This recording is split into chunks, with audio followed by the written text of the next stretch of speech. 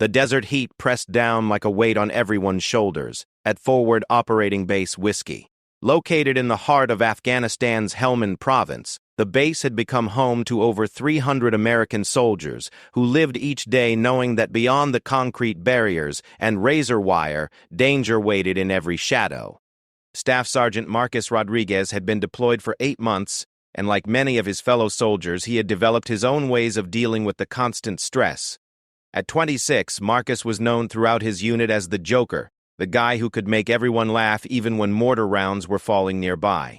His infectious grin and quick wit had earned him friends across all ranks, from fresh-faced privates to seasoned officers. The medical tent sat in the center of the base, marked with large red crosses that were visible even from the watchtowers. Inside, Corporal Sarah Chen worked tirelessly as one of the base's combat medics. At 23, she had already saved more lives than most doctors twice her age. Her steady hands and calm demeanor under pressure had made her legendary among the troops. When soldiers got hurt, they asked for Chen by name. Sarah had grown up in San Francisco, the daughter of immigrant parents who had sacrificed everything to give her opportunities they never had. She had joined the army to pay for medical school, but somewhere along the way she discovered that she had a gift for battlefield medicine that went beyond textbook knowledge. She could look at a wounded soldier and instantly know what needed to be done, her training combining with natural instinct to work miracles in impossible conditions. The friendship between Marcus and Sarah had developed slowly over the months. It started with Marcus bringing injured soldiers to the medical tent, staying to crack jokes while Sarah worked to keep the mood light for scared, wounded young men far from home. Marcus would sit in the corner, spinning tales of his childhood in Texas or doing impressions of their commanding officers that would have gotten him in serious trouble if the wrong person had walked in. Sarah appreciated Marcus's humor more than she let on. In a place where death was always lurking just outside the wire, his ability to find laughter in the darkness was like medicine for everyone around him. She had seen too many soldiers break under the pressure, but Marcus seemed unshakable, always ready with a smile or a story when someone needed it most. The base operated on a rhythm that everyone understood. Morning patrols went out before dawn, sweeping the area around the base for improvised explosive devices that insurgents might have planted during the night. Afternoon brought supply convoys, helicopters landing and taking off in clouds of dust that coated everything. Evening meant preparing for the next day while trying to grab whatever sleep was possible between the sounds of distant gunfire and the rumble of generators that kept the base running. Marcus's squad had just returned from a week-long patrol in the mountains, chasing reports of Taliban fighters who seemed to vanish like ghosts whenever American forces arrived. The patrol had been frustrating and exhausting, with nothing to show for 7 days of hiking through rocky terrain under the blazing sun. The soldiers were dirty, tired, and ready to decompress. After cleaning their weapons and filing reports, Marcus and several members of his squad gathered near the medical tent, as they often did. It was one of the few places on base where soldiers from different units mixed freely, sharing stories and complaints about everything from the food to letters from home that took weeks to arrive. Sarah was inside the tent, restocking medical supplies that had arrived on the morning helicopter. The base had been relatively quiet for the past few days, with only minor injuries to treat. A sprained ankle from a soldier who had stumbled during PT, some heat exhaustion cases, and the usual cuts and bruises that came with military life. The quiet periods were almost worse than the busy ones for Sarah. When she was working on wounded soldiers, her mind was completely focused on the task at hand. During the slow times, her thoughts would drift to home, to the medical school applications she had submitted before deploying, to the life she was putting on hold while she served her country in this harsh, unforgiving place. Marcus noticed Sarah's subdued mood when he stopped by the medical tent that afternoon. She was organizing medical supplies with mechanical precision, her usual cheerful demeanor replaced by something more distant. He had seen this look before on other soldiers, the 1,000-yard stare that came when the reality of their situation settled in during the quiet moments. "Hey, Doc," Marcus called out, using the nickname everyone had given Sarah despite her rank. "You look like someone stole your favorite stethoscope." Sarah glanced up and managed a weak smile. "Just tired, Rodriguez. Long day of doing nothing, you know?" Marcus understood completely. The waiting was often harder than the action. When bullets were flying, everyone knew what they were supposed to do. During the quiet times, minds wandered to dangerous places, thinking about families back home, about friends who had not made it through previous deployments, about the randomness of survival in a war zone. "Well, lucky for you," Marcus said with his characteristic grin. "I've got some new material. Wait until you hear about what happened during our patrol." Private Johnson tried to make friends with what he thought was a stray dog. Turned out to be someone's pet goat. Despite herself, Sarah found herself laughing at Marcus's animated retelling of the incident. His gift was not just telling jokes, but knowing exactly when someone needed to hear one. As he continued the story, complete with impressions of Johnson's confused face when the goat started following their patrol, Sarah felt some of the tension leave her shoulders. Other soldiers began gathering around as word spread that Rodriguez was telling stories. Soon there was a small crowd outside the medical tent, everyone taking a break from their duties to enjoy a few minutes of laughter. These informal gatherings had become an important part of base life, moments when the war seemed far away, and they were just a group of young Americans finding ways to stay sane in an insane situation. Captain James Morrison watched from his office window as the soldiers gathered around Marcus. At 32, Morrison had been in the Army for over a decade and had learned to recognize the signs when his troops needed to blow off steam. He had served with Marcus for 2 years and had come to rely on the sergeant's ability to keep morale up during difficult times. Morrison remembered his own first deployment, how the combination of boredom and terror had nearly broken him. He had been saved by soldiers like Marcus, men and women who understood that sometimes survival was not just about training and equipment, but about maintaining the human connections that gave everyone a reason to keep fighting. The captain made a mental note to speak with Marcus about considering a promotion. The sergeant had natural leadership qualities that went beyond his ability to make people laugh. He had the respect of soldiers across all ranks and the kind of steady presence that was invaluable in combat situations. As the afternoon wore on, the gathering outside the medical tent grew larger.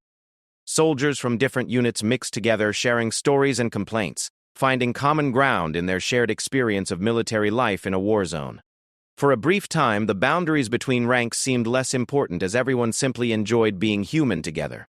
Sarah found herself relaxing for the first time in days. Marcus had somehow managed to get even the most serious soldiers laughing, and the atmosphere around the medical tent had become almost festive. She stepped outside to join the group, grateful for the break from the sterile environment inside. The conversation turned to home, as it always did during these gatherings.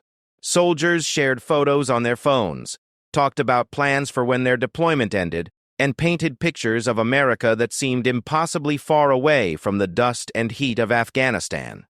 Marcus pulled out his own phone and showed pictures of his hometown in Texas, complete with commentary about his mother's cooking and his father's attempts to understand why his son had joined the Army instead of taking over the family's auto repair shop. His stories painted vivid pictures of Friday night football games, weekend barbecues, and a way of life that felt like it belonged to another world. Sarah shared her own memories of San Francisco, describing the fog rolling over the Golden Gate Bridge and the small apartment she shared with 2 roommates near the hospital where she had worked before enlisting. She talked about her plans for medical school, about the research she wanted to do, about the patients she hoped to help once she returned to civilian life. The conversation was interrupted by the sound of helicopters approaching the base. Everyone looked up to see 2 Black Hawks coming in for landing, their rotors kicking up clouds of dust that forced the soldiers to cover their faces. The helicopters meant either supplies or casualties, and everyone waited to see which it would be. This time it was supplies, and the mood around the medical tent remained light, as the helicopters unloaded boxes of equipment and provisions. The arrival of fresh supplies always boosted morale, representing a connection to the outside world, and a reminder that they were not forgotten. As the helicopters prepared to leave, Marcus made a comment about wishing he could catch a ride home. It was the kind of joke he made regularly, a way of expressing what everyone was feeling without dwelling on the reality that they all had months left on their deployment. The sun was beginning to set behind the mountains that surrounded the base, painting the sky in shades of orange and purple that would have been beautiful in any other context. In Afghanistan, even the sunsets seemed touched by the harshness of war, filtered through dust and smoke that never completely cleared. Sarah realized she was genuinely enjoying herself for the first time in weeks, The combination of Marcus's humor and the camaraderie of the other soldiers had created a bubble of normalcy in their abnormal world. For a few hours, she had almost forgotten where they were and why they were there. The call to evening chow broke up the gathering as soldiers began heading toward the mess tent. Marcus lingered behind with Sarah, helping her move some of the medical supplies that had arrived on the helicopter. Their conversation had become more serious as the crowd dispersed, touching on subjects they rarely discussed when others were around. "You ever think about what happens after?" Sarah asked as they carried boxes into the medical tent. Marcus was quiet for a moment, considering the question. "All the time," he admitted. "But I try not to think too hard about it. Easier to focus on right now, you know?" Sarah nodded, understanding exactly what he meant. Planning for the future required a level of optimism that was sometimes hard to maintain when survival was measured in days and weeks rather than years. But she had noticed that Marcus seemed to have found a balance between staying present and maintaining hope for what came next. "I think you'd make a good doctor," Marcus said suddenly. "You've got the hands for it, and the heart. I've watched you work, Chen. You don't just fix people, you make them feel like they're going to be okay." The comment caught Sarah off guard. She was used to praise for her technical skills, but Marcus had identified something deeper about her approach to medicine. In the harsh environment of a combat zone, hope was often as important as antibiotics. "Thanks, Rodriguez. That means a lot coming from you."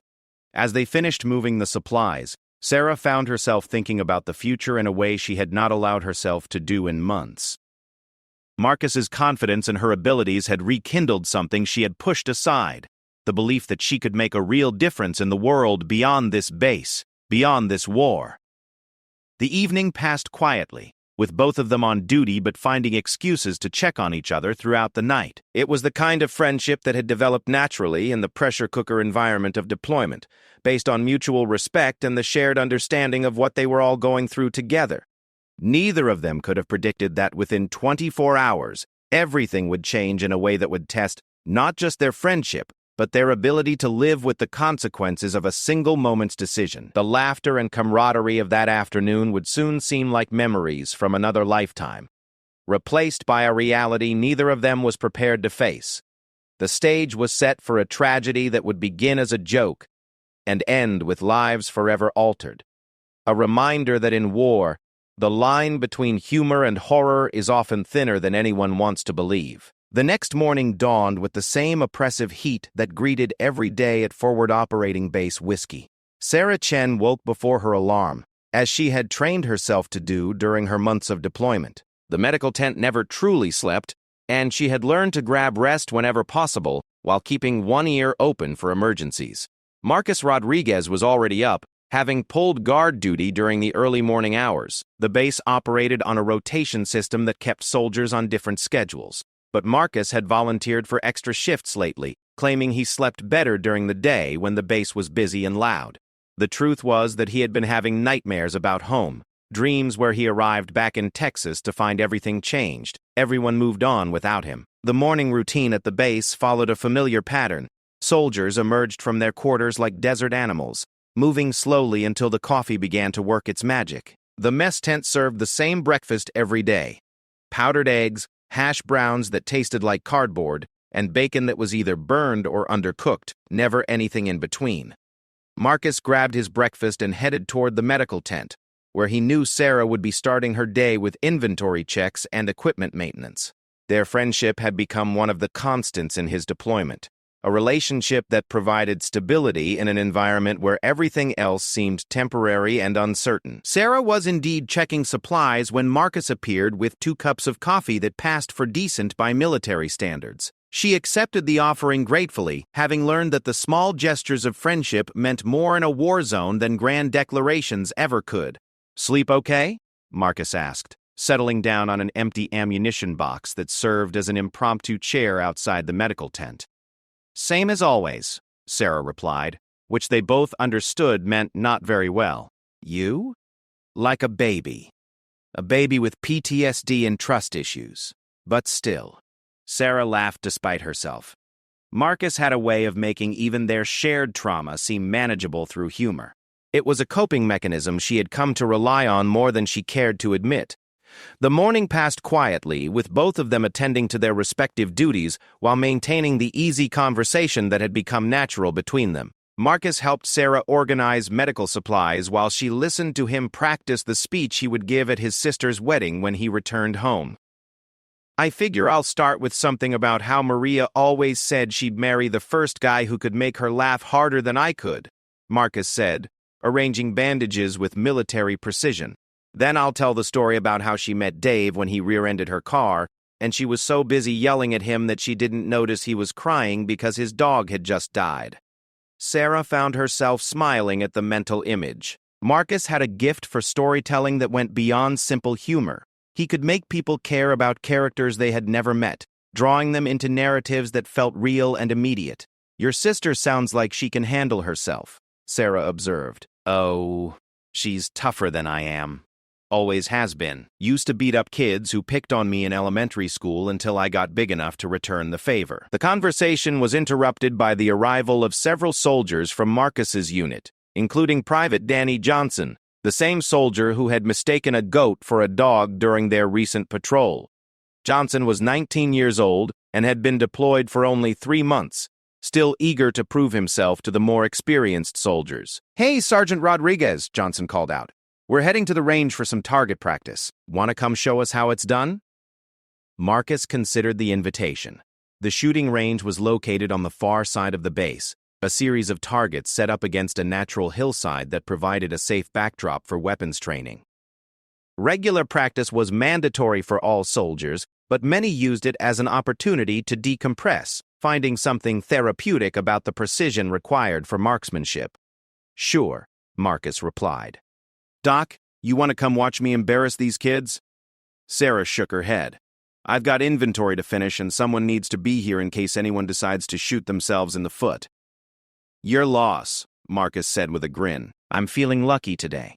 The comment would later replay in Sarah's mind countless times, examined from every angle for hidden meanings or prophetic significance. At the time, it was just another example of Marcus's casual confidence, the attitude that had carried him through 8 months of deployment without serious injury. The group of soldiers headed toward the range, their conversation loud and joking as they walked across the dusty compound. Sarah watched them go, noting how young they all looked despite everything they had experienced. War had a way of aging people from the inside, while leaving their faces largely unchanged. The shooting range at Forward Operating Base Whiskey was a simple setup. Plywood targets painted with bullseyes, positioned at various distances from a concrete firing line. Safety protocols were strictly enforced, with range officers monitoring every session to prevent accidents. In a combat zone, weapons safety took on even greater importance than it did in stateside training. Marcus and his group signed in with the range officer, Sergeant First Class Williams, a career soldier who had been running shooting ranges for over 15 years. Williams was known throughout the base as a stickler for safety procedures, the kind of non-commissioned officer who would halt an exercise if he saw even the smallest violation of protocol. "Gentlemen," Williams announced as the soldiers prepared their weapons, "we'll be shooting at 50 and 100-meter targets today, standard qualification course, and I want to see those groupings tight. Rodriguez, you're up first." Marcus stepped to the firing line with his M4 carbine, a weapon he had carried through countless patrols and training exercises.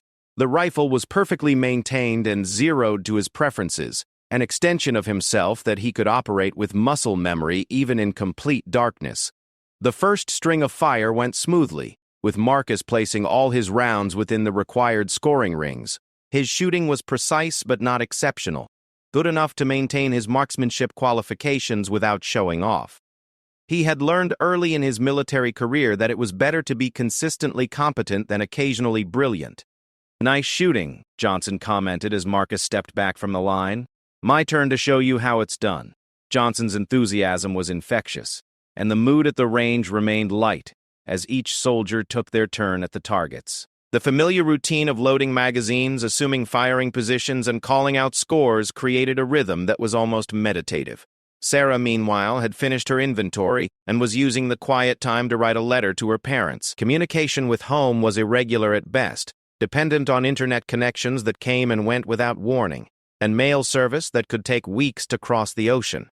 In her letter, she tried to paint a picture of military life that would reassure her parents without lying about the dangers they all faced. She wrote about the friendships she had formed, the medical skills she was learning, and the sense of purpose she felt in helping wounded soldiers. She did not write about the nightmares, the constant stress, or the way every unexpected sound made her reach for her rifle. The letter was interrupted by the sound of gunfire from the direction of the range, nothing unusual in itself, as weapons training was a daily occurrence at the base. What caught Sarah's attention was the rhythm of the shots, which seemed different from the controlled firing exercises she was accustomed to hearing. At the range, the formal qualification had ended, and several soldiers were engaging in informal competition shooting, trying to outdo each other with increasingly difficult shots. The competitive atmosphere was good for morale, providing an outlet for the stress that built up during regular operations. Marcus was enjoying himself, trading good-natured insults with the other soldiers as they took turns at the targets. The informal competition had brought out his playful side, and he was entertaining the group with running commentary on each shooter's technique and results. "Johnson, my grandmother could make a better shot with her sewing needle," Marcus called out as the young soldier fired at a target, "and she's been dead for 5 years. The group erupted in laughter, with Johnson taking the ribbing in stride. This kind of humor was part of military culture, a way of building camaraderie while dealing with the stress of their situation. It was during this light-hearted moment that Marcus made the decision that would change everything. Looking around at his fellow soldiers, he spotted Sarah walking past the range on her way to deliver medical supplies to another part of the base. An idea formed in his mind, a joke that would get everyone laughing and demonstrate his shooting skills at the same time. "Watch this," Marcus announced to the group, raising his rifle and pointing it in Sarah's general direction. "I'm going to put some rounds down range and see if I can make Doc jump." The other soldiers initially thought Marcus was joking. The idea of firing near another person, even as a prank, violated every safety protocol they had been taught. But Marcus was a respected sergeant, someone they trusted and looked up to, and his casual demeanor suggested he knew what he was doing. Sergeant Williams had stepped away from the range momentarily to answer a radio call from base operations, leaving the soldiers unsupervised for what would prove to be a fatal few minutes. The range officer's absence created a gap in oversight that Marcus's impulsive decision would exploit. Sarah was approximately 200 meters from the range, well outside what should have been the danger zone for any authorized shooting activity. She was focused on her task, carrying medical supplies to a communications bunker where a soldier had reported a minor injury. Marcus chambered around and aimed not at Sarah, but at the ground several feet to her left, intending to kick up dust that would startle her and provide entertainment for his audience. It was the kind of prank that seemed harmless in the moment, a bit of fun among friends who had been living under stress for months. "Rodriguez, man, I don't think," Johnson started to say, but Marcus was already squeezing the trigger. The first shot kicked up dust exactly where Marcus had intended, several feet from Sarah's position. She jumped and looked around, confused by the unexpected gunfire coming from an angle that should not have been possible given the range's normal firing patterns. The soldiers at the range burst into laughter, and Marcus felt a surge of satisfaction at the success of his prank. Sarah's startled reaction was exactly what he had hoped for, and the appreciative laughter of his fellow soldiers fed his desire to continue the joke. "One more," Marcus announced, cycling another round into his rifle's chamber. This time, however, several factors combined to create a perfect storm of tragedy. A sudden gust of wind, common in the mountainous terrain around the base, affected the bullet's trajectory by mere inches. Sarah, trying to locate the source of the first shot, had taken several steps in a direction that put her closer to Marcus's intended point of impact. Marcus fired the second shot, again aiming for empty ground near Sarah's position. But this time, the combination of wind and movement created a scenario that no one had anticipated. The bullet struck a rock near Sarah's feet and fragmented, sending pieces of metal and stone flying in unpredictable directions. One of the fragments caught Sarah in the leg, tearing through her uniform and embedding itself in her calf muscle. The laughter at the range died instantly as the soldiers realized that something had gone wrong. Sarah dropped to the ground, clutching her leg, and the reality of what had happened began to sink in for everyone involved. Marcus stood frozen at the firing line, his rifle still in his hands, trying to process what he had just witnessed. The joke that was supposed to provide harmless entertainment had somehow resulted in actual injury to one of his closest friends. "Oh, God," he whispered, the words barely audible even to himself. "Oh, God, what did I do?" Johnson was the first to react, dropping his own weapon and running towards Sarah's position. The other soldiers followed, their training kicking in as they switched from recreation mode to emergency response. Sergeant Williams returned to find the range abandoned except for Marcus, who remained standing at the firing line in a state of shock. The sound of shouting from Sarah's direction quickly informed the senior NCO that something serious had occurred. Sarah, despite her injury and the shock of being shot, immediately began applying first aid to herself. Her medical training overrode her emotional response to the situation, and she began assessing the wound with the same clinical detachment she would use on any other patient. The fragment had created a deep laceration in her calf, bleeding heavily but not appearing to have severed any major blood vessels. She applied direct pressure to the wound while calling out instructions to the soldiers who had reached her position.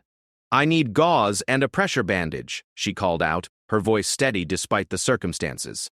"Johnson, run to the medical tent and get my trauma kit. Move!" The soldiers responded to her orders instinctively, their respect for her medical expertise overriding any confusion about the unusual circumstances of her injury. Within minutes, she had talked them through the process of properly bandaging her wound and preparing her for transport to the medical tent. Marcus finally broke free from his paralysis and ran toward the group gathered around Sarah. The weight of what he had done was beginning to settle on him like a physical burden, making each step toward her position feel like he was walking through quicksand. When he reached the group, Sarah looked up at him with an expression he could not read. There was pain in her eyes, certainly, but also something else. Disappointment, perhaps, or a kind of sadness that cut deeper than any anger could have. "Sarah, Marcus began, but she cut him off with a slight shake of her head. "Not now, Rodriguez," she said quietly. "We can talk about this later." The soldiers helped Sarah to her feet, supporting her weight as they prepared to escort her to the medical tent. She was able to walk with assistance, which suggested that her injury, while serious, was not life-threatening. As they made their way across the base, word of the incident began to spread. Soldiers stopped what they were doing to stare at the unusual sight of their medic being helped to her own workplace. Clearly injured but conscious and alert, Captain Morrison emerged from his office as the group approached the medical tent, taking in the scene with the practiced eye of an experienced officer who had dealt with too many emergencies to count. "What happened?" he asked, addressing the question to the group in general but looking directly at Marcus. The silence stretched for several seconds as everyone waited to see who would answer. Finally, it was Sarah who spoke, her voice calm and professional despite her circumstances. "Accidental discharge at the range, sir. Fragment wound to the left calf. I've applied field dressing and the bleeding is controlled." Morrison's expression remained neutral, but Marcus could see the calculation happening behind the captain's eyes.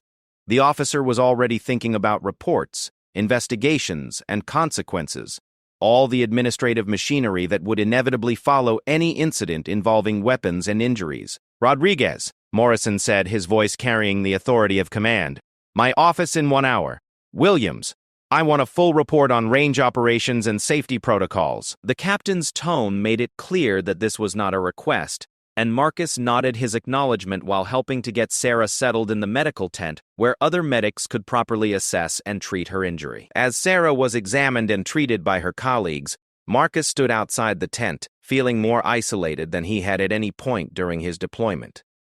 The weight of responsibility for what had happened was crushing, made worse by the knowledge that his actions had hurt someone he cared about and respected. The joke that had seemed so harmless just an hour earlier had transformed into something much darker, a reminder that in a war zone, there was no such thing as truly safe fun. Every action carried potential consequences that could ripple outward in ways that no one could predict or control. The base continued to operate around them, but Marcus felt as though he was watching everything through glass, separated from the normal flow of military life by the enormity of what he had done. The easy camaraderie and laughter that had defined his relationships with fellow soldiers suddenly seemed like things from another lifetime. Inside the medical tent, Sarah was receiving professional medical care while trying to process her own complex feelings about the incident. The physical pain was manageable, but the emotional impact of being shot by a friend was something she had no training to handle. The stage was now set for the reckoning that would follow, as both Marcus and Sarah would have to confront the consequences of that moment, when humor crossed the line into tragedy, forever changing their relationship and their understanding of the true cost of war. The investigation into the shooting incident began within hours of Sarah's injury. Captain Morrison had seen enough military accidents to know that what appeared simple on the surface often revealed deeper problems with training, supervision, or judgment. He approached the case with the methodical thoroughness that had earned him respect throughout his command. Marcus sat in the captain's office, his hands trembling slightly as he recounted the events that had led to Sarah being wounded. The familiar room where he had received commendations and discussed military matters dozens of times now felt like an interrogation chamber where his career and future hung in the balance. "Let me make sure I understand this correctly. Sergeant Rodriguez," Captain Morrison said, his voice carefully neutral, "you deliberately fired rounds in the direction of Corporal Chen, intending this as some form of entertainment for yourself and other soldiers?" The words sounded even worse when spoken aloud by someone else. Marcus found himself struggling to explain the reasoning that had seemed so clear in the moment, but now appeared inexplicably reckless and stupid. "Sir, I wasn't aiming at her. I was shooting at the ground, well away from her position. It was supposed to be harmless. Just kick up some dust, maybe startle her a little. I've been shooting for 15 years, sir. I know how to handle a weapon safely." Morrison made notes on a pad as Marcus spoke, his expression giving nothing away. The captain had already spoken with Sergeant Williams and the other soldiers present at the range, piecing together a timeline that painted a clear picture of safety protocols being abandoned for the sake of a practical joke. "Sergeant, in your 15 years of shooting experience, did anyone ever teach you that there is no such thing as firing harmlessly in someone's direction? That even the most experienced marksman cannot account for every variable that might affect a bullet's trajectory or impact?" Marcus felt heat rise in his cheeks as the full weight of his error in judgment became clear. He had allowed his confidence in his shooting ability to override the basic safety principles that had been drilled into him since his first day of military training. "No excuse, sir," Marcus replied, falling back on the military response that acknowledged fault without attempting to justify the unjustifiable. Meanwhile, in the medical tent, Sarah was dealing with her own complex emotions while recovering from the surgery that had been required to remove all the metal fragments from her leg. The wound itself would heal completely within a few weeks, but the psychological impact of being shot by a friend was proving more difficult to address. Jennifer Walsh, the base's chief medical officer, had flown in from a larger facility to personally oversee Sarah's treatment. The doctor was concerned not just about the physical injury, but about the potential for psychological trauma that could affect Sarah's ability to continue serving as a combat medic. "How are you feeling, Corporal?" Dr. Walsh asked during one of her visits to check on Sarah's progress. "Physically, I'm fine," Sarah replied. "The pain is manageable, and I can tell the healing is progressing normally. It's everything else that I'm having trouble with." Walsh had dealt with similar cases before, incidents where military personnel were accidentally injured by their own colleagues. The psychological impact often lasted far longer than the physical wounds, creating trust issues and anxiety that could affect a soldier's ability to function effectively in combat situations. "Have you been sleeping?" the doctor asked. Sarah shook her head.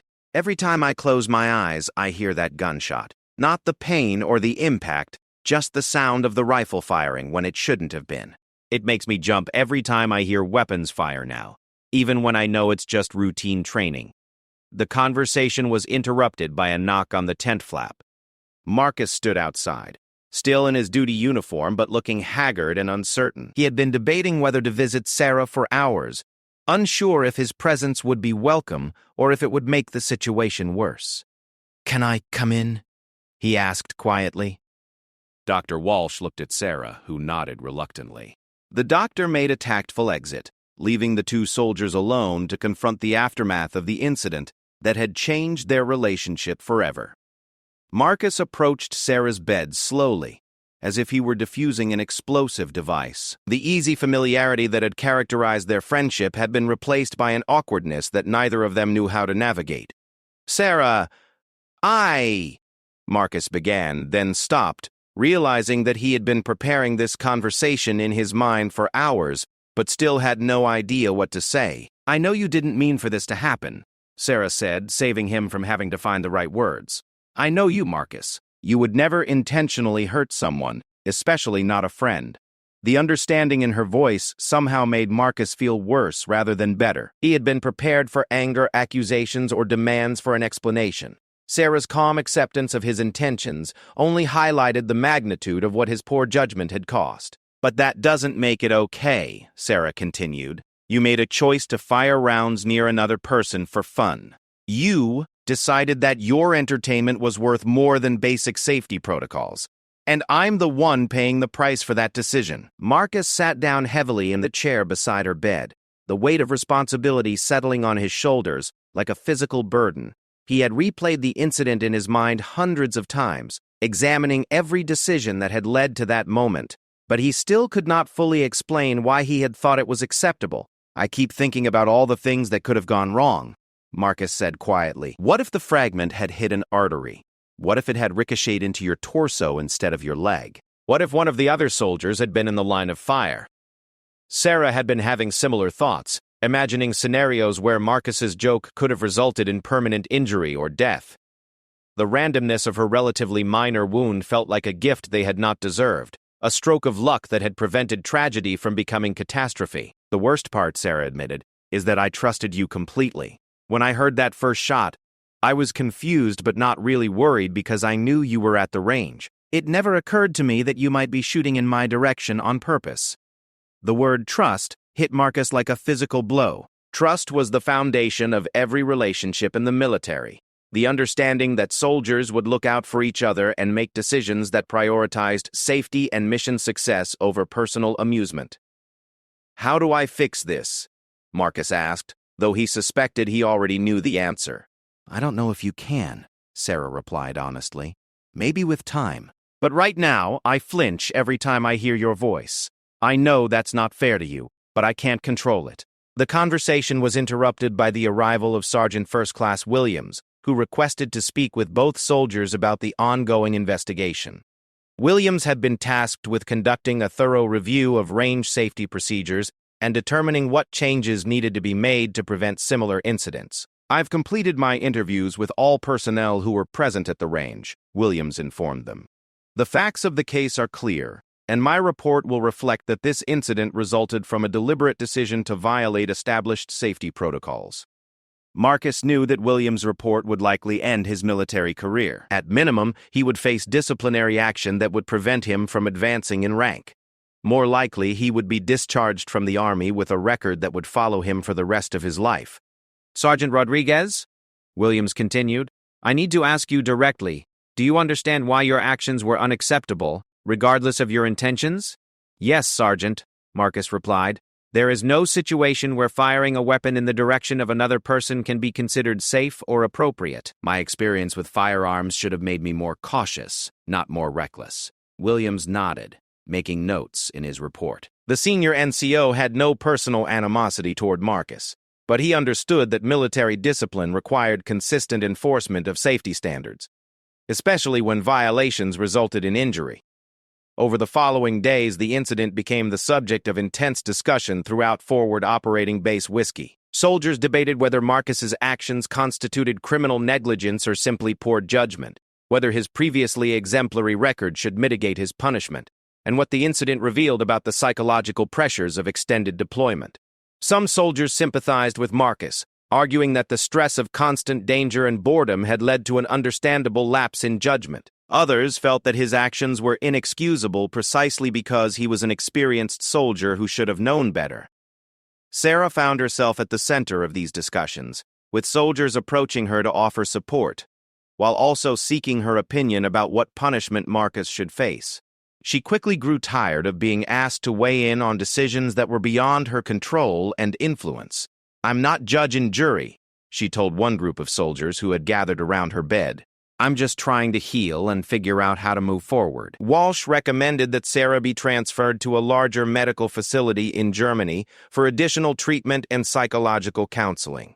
The recommendation was presented as being in Sarah's best medical interests, but everyone understood that it was also a way to remove her from the situation until the investigation was completed.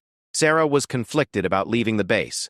Part of her wanted to escape the constant reminders of the incident and the awkward conversations with fellow soldiers, but another part of her felt that leaving would somehow validate the idea that Marcus's actions had broken her in a way that required her to run away.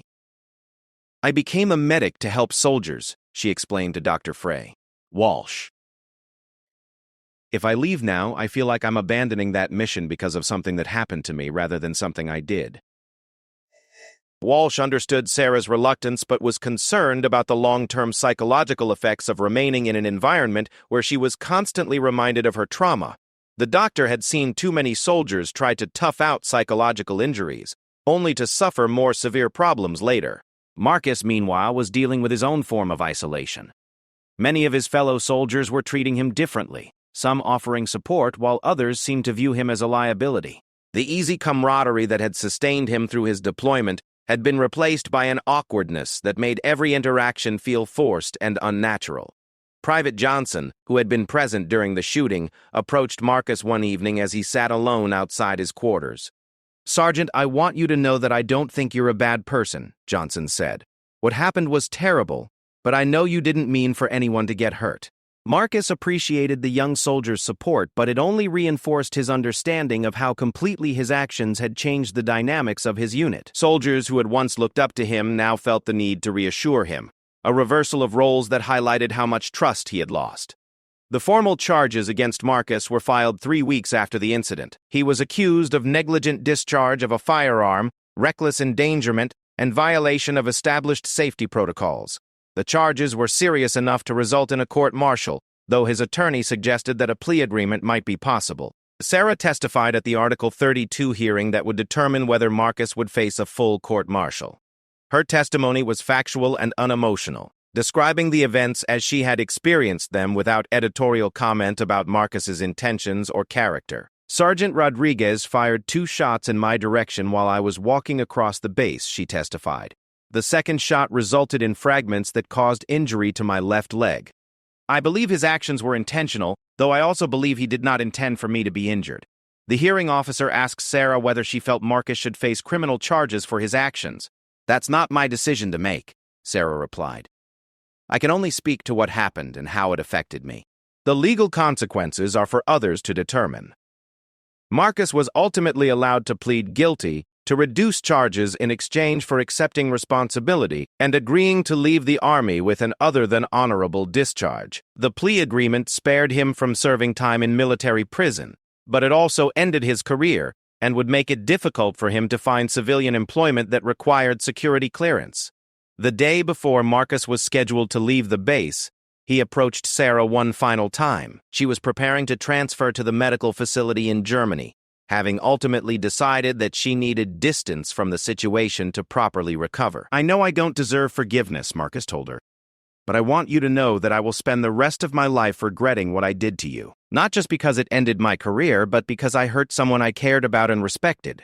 Sarah looked at him for a long moment before responding. "I forgive you, Marcus, not because what you did was okay, but because carrying anger around isn't going to help either of us heal."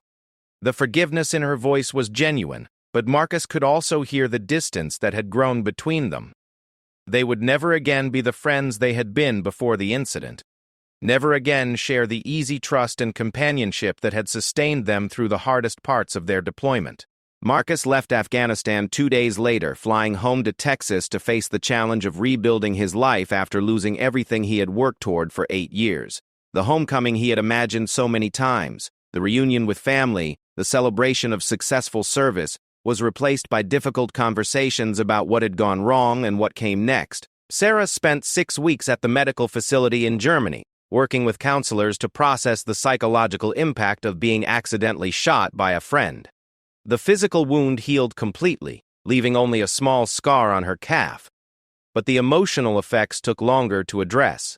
She ultimately returned to duty at a different base, where she continued serving as a combat medic while working toward her goal of attending medical school. The incident had not broken her spirit or her commitment to helping others, but it had changed her understanding of trust and the unexpected ways that good intentions could lead to terrible consequences. Years later, both Marcus and Sarah would look back on that day as a turning point in their lives. For Marcus, it represented the moment when overconfidence and poor judgment had cost him everything he had worked to achieve. For Sarah, it was a lesson in the fragility of safety and trust, even among people who cared about each other. The friendship that had sustained them both through the darkest parts of their deployment became a casualty of that single moment when humor crossed the line into danger. Neither of them would ever fully recover the easy trust they had once shared, but both would carry forward the lessons learned from their shared tragedy. The incident at Forward Operating Base Whiskey became part of the base's unofficial history, a cautionary tale told to new arrivals about the importance of maintaining discipline and safety protocols even during moments of relaxation and fun.